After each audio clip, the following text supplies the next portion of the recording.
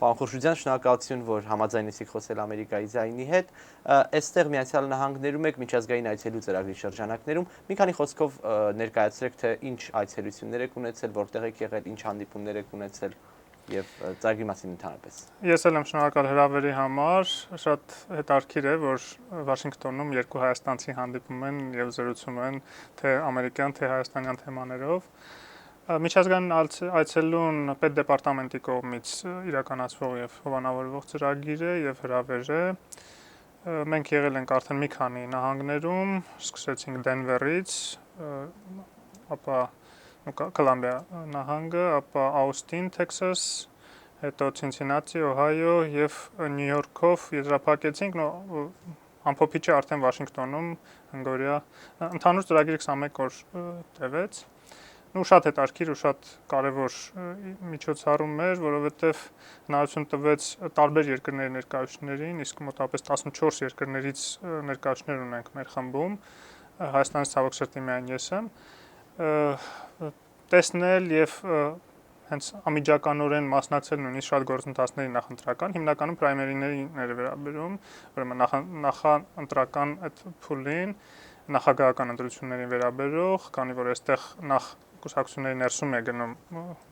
մրցակցությունը, ընտրությունը եւ հետո արդեն երկու կուսակցությունների հիմնական տեխնացուները մրցում են իրար հետ արդեն ուրեմն աշնանը։ Մենք կարողացանք մասնակցենք եւ հնարավորություն ստեղծվեց մեր համար, որը շատ գնահատելի է պրայմերիներին եւ մասնավորապես Ռոմնի ուրեմն նախընտրական մի հանդիպմանը մասնակցեցինք caucus կոչված այդ կուսակցական առաջի փուլի ուրեմն քննարկումներին, որի ընթացքում ընտրվում են ընտրողները եւ որի ընթացքում նաեւ քննարկում են թե որ տեխնացուն է առավել նախընտրելի։ Մի խոսքով այդ բոլոր գործընթացները շատ հետաքրքիր էին եւ տպավորություն կազմելու եւ պատկերացնելու համար թե ինչ խորություն ունի ժողովրդավարությունը Միացյալ Նահանգներում եւ ինչ աշճանով են ներգրաված քաղաքացիները, շարքային քաղաքացիները բոլոր քաղաքական գործընթացներում, դա շատ ուսանելի էր։ Նաեւ շատ լավ մասնագետների հետ տարբեր ոլորտների հիմնական նախընտրական տեխնոլոգիաներին ուրեմն տիրապետող մասնագետների հետ հանդիպեցինք բարձրաստիճան բավականի կուսակցական ուրեմն գործիչների հետ, թե դեմոկրատական, թե հանրապետական, նույնիսկ թեյի կուսակցության ներկայացուցիչի հետ, Tea Party-ին, այսպես հանդիպեցինք եւ նաեւ արմիությունների ներկայացուցիչների հետ, մի խոսքով մամուլի բոլոր հիմնական դերակատարների հետ ամենաբարձր մակարդակով հանդիպումներ կազմակերպվեցին, որը շատ տպավորիչ էր եւ շատ ուսանելի։ Եվ իհարկե հուսով ենք, որ մեր առաջիկա ընտրություններին այս գիտելիքները պետք է գան, դուք գիտեք, մայիսի 6-ին խորհրդարանական ընտրություններ են Հայաստանում եւ մյուս տարի փետրվարի 19-ի նախագահական ընտրություններ, կարևորագույն փուլ մեր Հայաստանի համար փոփոխությունների հասնելու եւ որոշակի դրական զարգացումների հասնելու առումով։ Մինչ բուն հայաստանյան ընտրությունների եւ նախընտրական փուլին անցնել, ուղղակի եթե օրինակ կունենայիք մեկ կամ երկու այդպիսի օրինակ, որ այստեղից ուսանելի էր Հայաստանում կիրառելիության տեսանկյունից, Հայաստանի նախընտրական, չգիտեմ, այդ PR կամպանիայի կամ այլ գործընթացների առումով կան օրինակ այդպիսի բաներ։ Իհարկե կան ու ամենակարևորը ես կարծում եմ սոցիալական ցանցերում աշխատանքն է, որը նոր զարգացող, նույնիսկ Միացյալ Նահանգներում նոր զարգացող տեխնոլոգիա է եւ գնալով ավելի էֆեկտիվ է դառնում, արդյունավետ է դառնում։ Դա մենք տեսնում ենք նաեւ Հայաստանում, բայց տեխնոլոգիաների տեսակետից իհարկե մենք մի քիչ հետ ենք ավելի եւ այդ ուղղությամբ արդյունավետ աշխատանքը կարող է շատ լավ արդյունքների բերել։ Շատ լավ, անցնենք Հայաստանին։ Ժառանգությունը այս տարի բնականաբար մասնակցելու է խորհրդարանական ընտրություններին, չնայած արդեն իսկ 3 հենց Ռաֆի Հովհաննիսյանն ասաց, որ համագումարին կլինեն որոշ սյուրպրիզներ, ասենք այսպես, նորություններ, ինչպիսի նորությունների ենք սպասում ենք հնարավոր կոալիցիոն կամ հնարավոր առաջիկայում համագործակցության այլ կուսակցությունների հետ, նոր մարդիկ են լինելու ցուցակում, եթե կարելի է մի քանի խոսքով այս մասին։ Եթե ես հենց հիմա ասեմ ինչ էլ տեղի ունենալու համագարում դա արդեն անակնկալ չի լինի եւ նորություն չի լինի, բայց ես կարող եմ ասել այն սպեկտրը, այն ցանկը մոտավորապես սպասումների, որ մենք ունենք, իհարկե համագործակցության ավելի լայն եւ արդյունավետ մեխանիզմների ակնկալիք կա տարբեր կուսակցությունների հետ, նախ եւ առաջ բնականաբար ընդդիմության մասին է խոսքը, բայց ինչի՞ չէ նաեւ ընտրություններին ընդառաջ եւ ընտրությունների արդարությունը ապահովելու առումով պետք է նաեւ փորձել ինչ-որ բանակցությունների եւ քննարկումների մեջ մտնել նաեւ իշխող ուժերի հետ ես կարծում եմ, որ այդ իմաստով Հայաստանը այլևս հնարավորություն չունի, ռեսուրս չունի, նույն իշխանությունները ռեսուրս չունեն եւս մեկ անգամ կեղծելու ընտրությունները, եւս մեկ անգամ բախումներ փողոցում, այդ ռեսուրսը Հայաստանը այլևս չունի։ Նման եւս մեկ նման բան եւ Հայաստանը ուղղակի կարող է կոլապսի ենթարկվել, թե քաղաքական, թե տնտեսական, թե բազմաթիվ այլ առումներով։ Ինչ վերաբերում է այլ ուրեմն սպասումներին, բնականաբար ներկուսակցական էական զարգացումներ կլինեն, էական փոփոխություններ կլինեն, թարմացումներ կլինեն կուսակցության ներսում եւ ստրատեգիայի ռազմավարության որոշման, կանխորոշման եւ հաստատման խնդիրը էականորեն արդեն կլուծվի, ես կարծում եմ, համագումարի ընթացքում եւ նաեւ սկիզբ կդրվի նախապատրաստական աշխատանքների արդեն պաշտոնական սկզբին, որը կնախորդի նաեւ նախընտրական շտաբի ձևավորմանը, այդ ամբողջ սպեկտրը ինձ թվում է համագումարի ընթացքում կկանխորոշվի, որտեղ միայն համագումարն է իրավասու նման հարցեր լուծել։ Նախնական տվյալների համաձայն այնինչ ունեք, հա, ես վստահ եմ, որ դուք հանրային կարծիքի հարցումներ եք իրականացնում նաեւ ձեր համար, միայն ժառանգությունը ինչ է կարծում, եթե ասենք վաղը լինեին ընտրություններ, հա, այսօրվա պայմաններում հենց չնայած վաղ է ասել եւ նախընտրական փուլը ընդամենը մեկնարկային փուլում է, միայնակ հնարավորություն ունի 5%-ի շեմն անցնելու եւ հակառակ դեպքում արդյոք դիտարկում է հավանականություն այլ ուժերի հետ դաշինքով հանդես գալ ընտրություններին։ Բավականին լավատեսական մենք արդյունքներ ունենք եւ դրական արդյունքներ ունենք մեր հարցումների հիման վրա կարող ենք անել այդ հետեւությունները, որ շատ լավ վիճակում է այսօր ժառանգությունը գտնվում, 5-ամյա աշխատանքը հավանաբար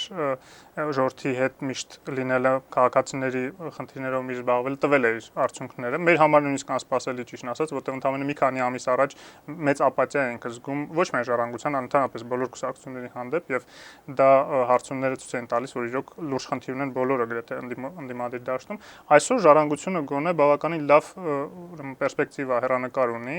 ոչ միայն անցնել 5%-անոց բարերը, նույնիսկ այսօրվա տվյալներում, երբ որ ակտիվությունը այդքան մեծ չի ընտրողների, մենք կրկնապատկելու նույնիսկ 2.5 անգամ ավելի շատ մանդատներ ստանալու հնարավորություն կա այս հարցումների ընթացքում, բայց ես վստահ եմ, որ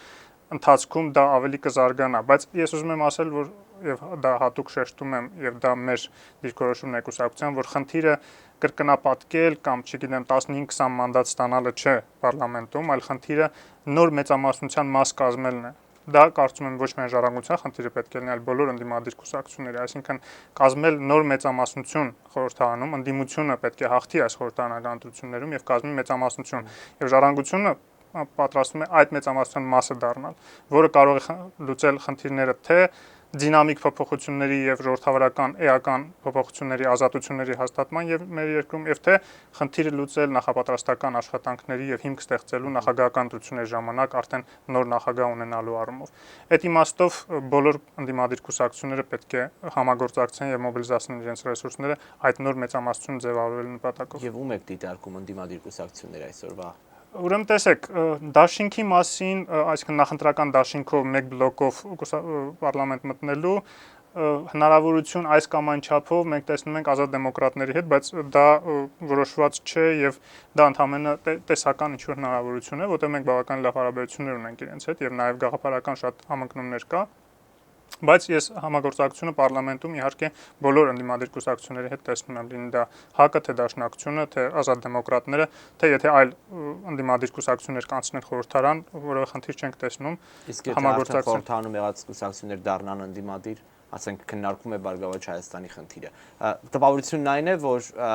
եթե խոսում ենք նոր ընդդիմադիր մեծամասնության մասին, ապա այդ ընդդիմադիր մեծամասնությունը արկա մեծամասնության հակակշիռը պիտի լինի։ Արկա մեծամասնությունը հանրապետականն է եւ կարծեք թե հանրապետականը ելնելով այսօրվա իրավիճակից փորձելու է կրկին ունենալ 50+1 կամ առանձին միայն հանրապետականով մեծամասնություն։ Այսինքն այստեղ հենց կոնկրետ հանրապետական կուսակցության դեմ հակակշիռ դառնալու նպատակով արդյոք դիտարկում եք հավանականություն օրինակ համագործակցել ՕԵԿ-ի հետ կամ Բարգավաճ Հայաստանի հետ։ Գիտեք, ես չեմ ուզում բացառեմ որևէ հնարավորություն, որովհետև իրավիճակը բավական հետաքրքիր է այսօր եւ անկանխատեսելի։ Մեծապես տարբերվում է նախկինում եղած բոլոր իրավիճակներից այդ իմաստով։ Եվ ես չեմ բացառում, թեև դա շատ տեսական հնարավորություն է, որ իրոք կարող է կոալիցիայից ինչ-որ ուժ, նույն Բարգավաճ Հայաստան, ասենք թե փոխի իր դիրքորոշումը ընտրություններից հետո անմիջապես, հա։ Չեմ կարծում, որ դա տեղի կունենա ընտրություններից առաջ տեսանելի հեռանկարում մոտակա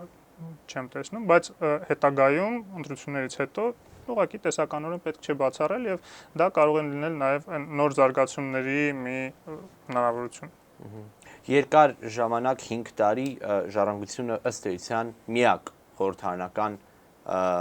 ընդդիմությունն էր։ 7 падգամավորներ ավելի շատ քաղաքացիական հասարակության հետ քաղաքացիական հասարակություն էին, քան օրենսդիրներ, որովհետև այդ 7 հոգով շատ դժվար էր թափես որևէ օրենքի պարագայում որևէ ազդեցություն ունենալ։ Պարոն Վահան Հովհաննիսյանը հայտարարեց, որ իրենք կա այդպիսի հավանականություն, որ նոր կոալիցիաներ ձևավորվեն, Դաշնակցությունն էլ մաս դառնա կոալիցիայի, եթե դա իհարկե լինի գործընկերության այլ մակարդակի վրա եւ այլն։ Ենթադրենք, որ պայմանները նման են նրան, ինչ որ նախկինում էր, ժառանգությունը ինչքանով է արդյունավետ համարում իր ներկայությունը այդ հարաբերակցության մեջ խորհրդարանում։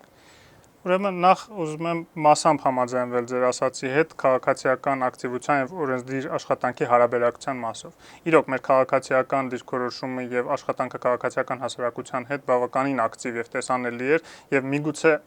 մասամբ ստվերում էր մեր օրենսդիր գործունեությունը, բայց ես ուզում եմ ձեզ մեջ բերել ուղղակի պարլամենտարիզմի հետազոտման կենտրոնի հետազոտությունները, որը անկախ հասարակական կազմակերպություն է եւ հետազոտում է ֆրակցիաների, ուրեմն կուսակցությունների օրենսդիր գործունեությունը, այդ արդյունքներով ժառանգությունը ամենաարդյունավետ օրենսդրական աշխատանքն է տանում այն իմաստով ներկայացվող օրենսդրական նախաձեռնությունների հարաբերակցության առումով ֆրակցիայի քանակի հանդեպ, հա։ Ուզում եմ ասեմ, որ անցած տարվա տվյալներով ժառանգությունը երկրորդ օրենսդրական նախաձեռնությունների թվով երկրորդն էր պարլամենտում, ոչ թե հանրապետական կուսակցությունից հետո, այլ կառավարությունից հետո։ Այսինքն մնացած բոլոր ֆրակցիաները ավելի քիչ օրենսդրական նախաձեռնություններ են ներկայացել։ Այլ հարց է, որ մեր օրենսդրական նախաձեռնությունները այդքան էլ լավ ճակատագիր չեն ունենում, որտեղ մեծամասնությունը ուղղակի կամ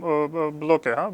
անում, թույլ չի տալիս ուղղակի մտնի, նույնիսկ քննարկման փուլ, այլ ուր մնաց, ուրեմն անցնի, բայց իհարկե մենք ունենք նաև հաջողություններ, որ որոշ օրենսդրական նախաձեռնություններ ի վերջո ընդունվել են եւ մենք մեզ հաջողել է դրանց անցկացնել եւ օրենք դարձնել։ Բայց ինչ վերաբերում է նոր կոալիցիաներում մաս կազմելու, հենց իմ ասածն էլ դա էր, որ իհարկե նոր իշխանությունը, եթե ընդդիմությունը հաղթելու է պարլամենտական ընտրություններում, պետք է լինի կոալիցիոն։ Այլ տարբերակ տեսանելի չէ ուղղակի որևէ ընդդիմադիր ուժ կարողանա հաղթահարել ուրեմն մեծամասնություն միայնակ կազմել, հա։ Այդ իմաստով իհարկե մենք տեսնում ենք այդ կոալիցիայում բոլոր մեր ընդդիմադիր գործընկերներին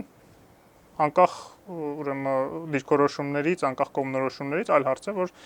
չի բացառում, որ նրանցից ոմանք չուզենան, ասենք, նոր կոալիցիայի մեջ մտնել կամ չգիտեմ, այդ արդեն տեսական խոսակցություն է, որը վաղաժամ է կազմել։ Կարծեք թե մի օրինակ արդեն եղավ, երբ ընդդիմությունը բավականին միասնական հանդես եկավ, կապված մեծամասնական ու համամասնական ընտրակարգի փոփոխության հետ։ Շատ ուսանելի եւ ընդօրինակելի ուրեմն օրինակ է դա, իրոք ընդդիմությունը ցույց տվեց, որ եթե ցանկություն ունենա, եթե քաղաքական կամք ունենան որոշ մեր ընդդիմադիր գործընկերներ, ապա հնարավոր է նման կոալիցիաներ թեկուզ կոնկրետ հարցերի շուրջ կազմել, այլ ուր մնաց կառավարություն ձևավորելիս։ Ժառանգությունը մինչ այս չնայած էլի շեշտեցինք այն, որ падգամավորները մեծամասամբ դրսում ժողովրդի հետ են եղել ամենածանր իրավիճակներում, կլինի դա մարտի 1-ը, կլինի դա այլ իրավիճակներ, բայց ժառանգության ղեկավարը կարծես այդ այլ կերպ հանդես եկողներ, հա, ինքը կմասնակցեր ինագուրացիային, ժառանգության մյուս մասը փողոցում մարդկանց հետ էր։ Այս քաղաքական տրամաբանությունը, որով շարժվում է կուսակցությունը, թե օրինակ եթե լինեն խայտառակ ընտրություններ, ժառանգությունը կարող է ընտրել ընդհանրապես ամբողջությամբ փողոցում միջոցառումների այլ կամ փոխային միջոցառումների միջոցով փոփոխության հասնելու ճանապարհը։ Ժառանգությունը պատրաստ է կախված իրավիճակից ամենառադիկալ, ամենաարմատական ուրեմն դիրքորոշման եւ գործողությունների ուրեմն միասնականությունը մեր որևէ կերպով չի կասկածի տակ չի կարող դրվել այս կամ այն մեր գործչի ուրեմն մարտավարական քայլերից ելնելով իհարկե բոլոր այդ մարտավարական քայլերը միասնական ռազմավարության մաս են կազմում եւ ես ձեր հետ համեմատեմ այդ իմաստով այո իհարկե դա որոշակի ռազմավարություն ունեցող մարտավարական քայլեր են եւ ձեր նշած օրինակը եւ շատ այլ օրինակներ ես կարող եմ ավելացնել հիմա ուղղակի ժամանակը չի երիքի, երբ որ բազմավեկտոր արդյունավետ աշխատանք եւ գործունեություն է տարել կուսակցությունը ամեն դեպքում ժառանգությունը փորձելու է ընդգրկել ամենալայն խավերին այն իմաստով որ տարբեր նույնիսկ քաղաքական տրամադրություններ ունեցող, բայց պարկեշտ օրինապաշտ քաղաքացիների ներկայացնող խավերին Այդ իմաստով մենք հատվածական եւ ուրեմն ինչ որ ծայրահեղական մեկ հատվածի շահերը երբեք չենք սպասարկել, մենք փորձել ենք սպասարկել բոլոր մեր քաղաքացիների շահերը։ Վերջին հարց էստեղ, որը հենց առնչվում է ձեր վերջին պատասխանի հետ, հա, եթե դիտարկել ունեք նախորդ ընտրություններում ակնհայտ էր, որ Երևանն էր ձեր հիմնական ընտրազանգվածը, հա, սա ինչ որ բանի մասին խոսում է, որոշակի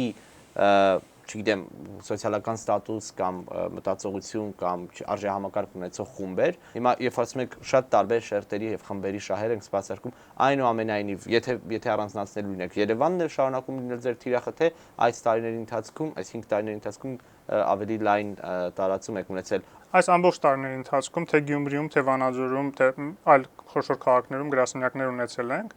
Ինչ վերաբերում է ստորաբաժանումներին, ապա 35 ստորաբաժանում ունենք մենք Հայաստանի Հանրապետության ամբողջ տարածքում եւ բոլոր ստորաբաժանումները գործում են եւ խնդիրները բարձրաձայնում են եւ նրանք որ այն խնդիրները, որ իրենք ինքնուրույն չեն կարողանում լուծել, բնականաբար ուղղում են ժառանգության խմբակցությանը, որը փորձում է լուծել, անկախ նրանից, թե որտեղից ինչքան ձայն է ստացել։ Ես ում եմ դուք ճիշտ հասկանաք, մենք միշտ մեզ ուրեմն նույնացրել ենք պետության հետ։ Եվ պետությունը միասնական է։ Պետությունը միայն երևանցիները չեն, չնայած ես ձեր հետ համեմիտ եմ իհարկե, որ երևանցիներն են մեզ հիմնականում ձայն տվողները եղել, եւ դա կապված է շատ հանգամանքների հետ։ Մենք գիտենք ինչ վիճակում են այսօր մարզերը, հատկապես գյուղերը։ Շատ տեղերում ես չեմ էլ վախենա այդ բառից, ճորտատիրական կարգերի պես բան է հաստատված տեղի իշխանիկների կողմից, եւ մենք դա պետք է հաղթահարենք։ Մեր նպատակներից մեկն էլ դա է։ Եվ մենակ այն բանի համար, որ ինչ որ գյուղից մենք ընդհանրենք 0 ձայն ենք ստացել կամ 5 ձայն ենք ստացել, դա մեր համար հիմք չի փորձել լուծել այդ գյուղի խնդիրները, եթե այդտեղ կան ռեալ խնդիրներ, որը կարող ենք մենք լուծել, իսկ ժառանգությունը խմբակցություն լինելով եւ որոշակի լծակների տիրապետելով հավաստիացնում եմ ձեզ բազմաթիվ խնդիրներ կարողացել է այս 5 տարվաների ընթացքում լուծել, թե ուրեմն անհատ քաղաքացիների, թե համայնքների եւ թե սոցիալական տարբեր խավերի։ Շնորհակալություն, բարեխորհուրդ, ձեզ հաջողություն եմ մաղթում։ Տեսություն, ձեզ էլ հաջողություն։